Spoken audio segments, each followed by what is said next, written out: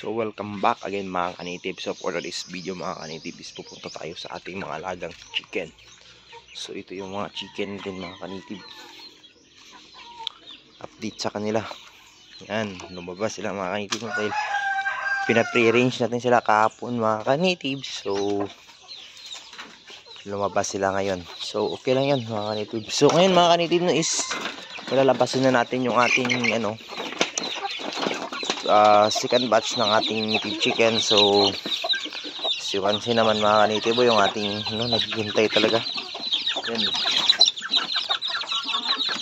Yung ating mga alaga mga kanitib. So sa ngayon is bibigyan natin ng pagkain. So sila naman yung unahin natin mga kanitib.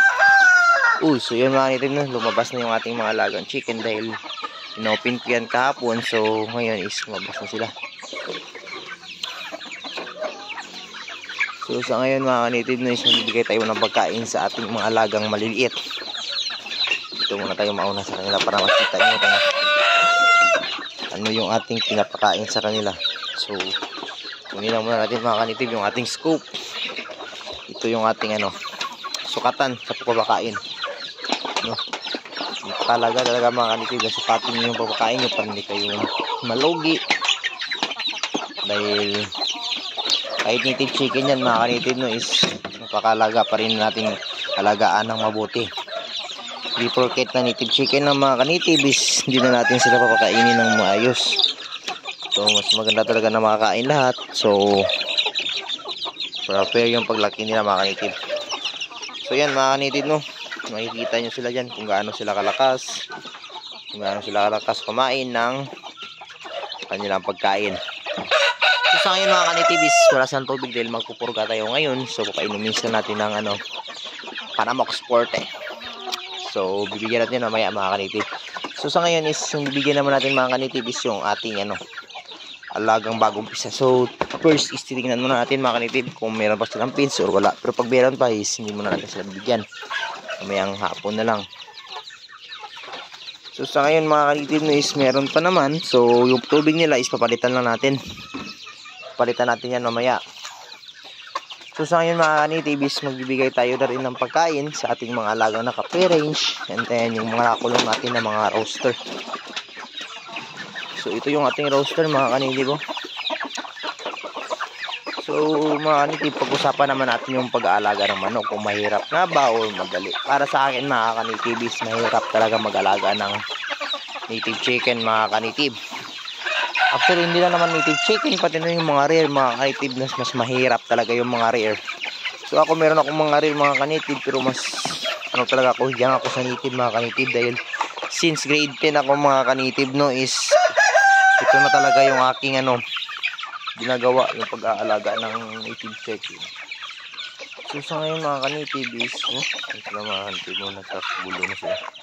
So, sinabi ko na rin sa inyo na nalabas natin yung mga alaga natin. So ito na sila ngayon napaka-kulit. So yun talaga yung mga kanitib kapag ito yung nagpapakain is sinasalubong ka ng mga alaga mo.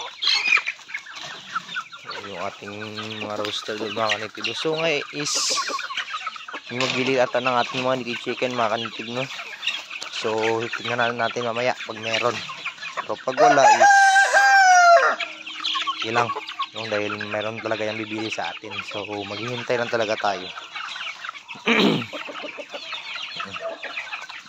So sa ngayon mga kanitib is ito muna yung update sa ating mga alagang naka-play range. So magbibigay tayo ng pagkain sa kanila ngayon. So samahan nyo ako mga kanitib. Let's go. Yan sila mga kanitib.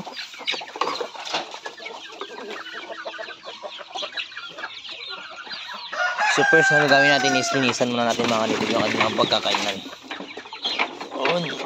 Rumi na.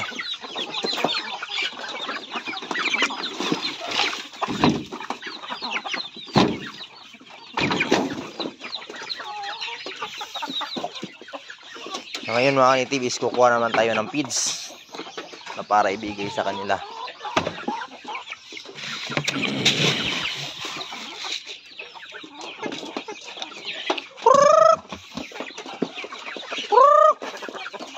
Yan.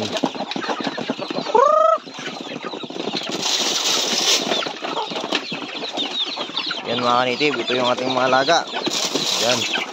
So kasi kung gaano na sila karami mga kanitib, yan talaga pag may alam sa pag-aalaga mga kanitib. Kaya dyan sa mga supporters ko is manood lang na manood kayo, no, sa mga nagbabalak dyan na mag-alaga ng native chicken. So I am here na para tulungan po kayo. Kaya may criminal gusto din sa mga kanitib, no. Bata pa lang ako is nagsimula na ako sa pag-aalaga ng native chicken. So kayo dyan, mas magandang gawing libangan mga kanitib. Dahil mas nakakawala ng stress mga kanitib, no, yung pag makita mo yung mga alaga mo na napakarami. Then pag may mga bagong pisa, no, yan talaga mga kanitib yung mga stress reliever ko. Yan. So yan mga kanitib, no, yun sila karami ngayon. So yung iba is hindi pa sanay mga kanitib. So sa ngayon mga kanitib, no, is ito lang muna yung update sa ating mga alagang native chicken. So maraming salamat mga kanitib. Sa mga di pa po dyan nakasubscribe, please subscribe YouTube channel and click the notification bell para palagi po kayong updated mga kanitib sa ating pag-aalaga. So yun na po mga kanitib, happy farming!